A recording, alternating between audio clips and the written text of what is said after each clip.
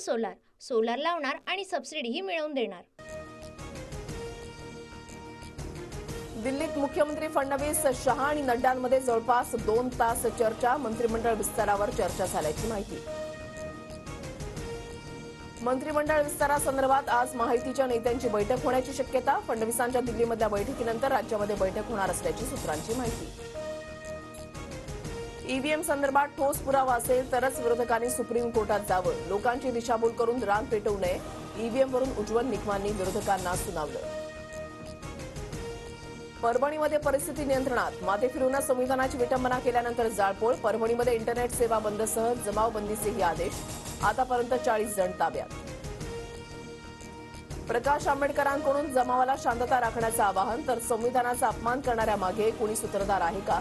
रामदास आठवलेंचा सवाल। परभणीमधल्या कृत्य माथे फिरून केल्याची गिरीश महाजन यांची माहिती। माथे फिरूला अटक केली असून सामाजिक सलोखा बिघडेल असं कृत्य न करण्याचं महाजनांचं आवाहन।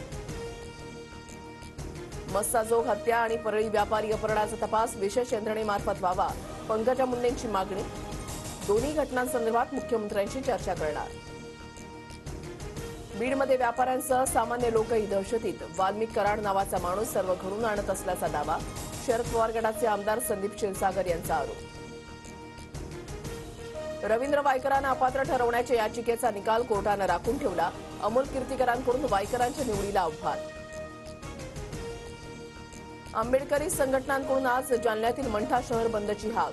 पोलीस अलर्ट मोडवर, तर परभणीमध्ये झालेल्या तोडफोडीनंतर जालन्यातही अलर्ट।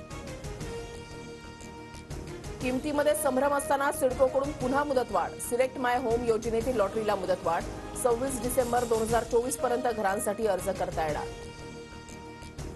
कुर्ल्यातील अपघातावेळचा बेस्ट बसमधील थरारक सीसीटीव्ही समोर। धावत्या बसमधून नागरिकांच्या उड्या, अंगावर काटा आणणारी दृश्य कॅमेऱ्यामध्ये कैद। छत्रपती संभाजीनगरमध्ये जानेवारीच्या पहिल्या किंवा दुसऱ्या आठवड्यामध्ये भाजपचं महाधिवेशन। मोदी आणि फडणवीसांच्या उपस्थितीमध्ये महाधिवेशन होणार।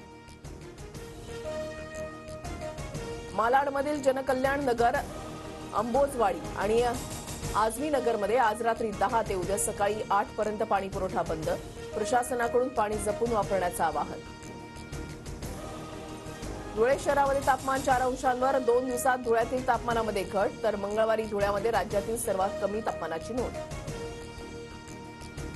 गगनयान मोहिमेअंतर्गत 2040 पर्यंत भारतीय नागरिकाला चंद्रावर पाठवण्याची योजना।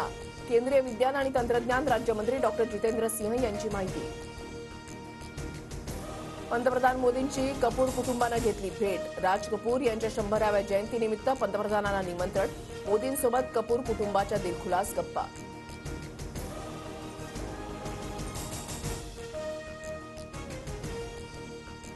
सोलार सोलार लावणार आणि सबसिडीही मिळवून देणार।